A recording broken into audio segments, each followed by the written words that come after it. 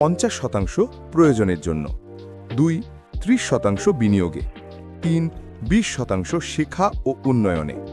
সে ছোট একটা ব্যবসা শুরু করে, প্রথম মাসে লাভ কম, কিন্তু সে পুনরায় বিনিয়োগ করে। টাকা জমিয়ে রাখো না, টাকাকে কাজ করাও। যাদের সঙ্গে তুমি সময় কাটাও, তুমি ধীরে ধীরে তাদের মতোই হয়ে যাও। সে বুঝতে পারে তার চারপাশের লোকেরা শুধু অভিযোগ করে। সে তাদের থেকে দূরে সরে গিয়ে নতুন পরিবেশে যায়, যেখানে সবাই নিজের স্বপ্নে কাজ করছে। নিজেকে এমন মানুষের সাথে রাখো যারা তোমায় অনুপ্রাণিত করে। সফল মানুষ ভয় পায়, কিন্তু ভয়কে থামতে দেয় না। সে নতুন প্রজেক্ট শুরু করে, বড় ঝুঁকি নেয়, প্রথমে ব্যর্থ হয় কিন্তু শেখে।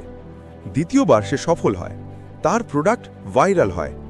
যে ঝুঁকি নেয় না, সে কখনো বড় হতে পারে না। সত্যিকারের ধনী সে নয় যার কাছে অনেক টাকা আছে, সে যার হৃদয়ে কৃতজ্ঞতা আছে।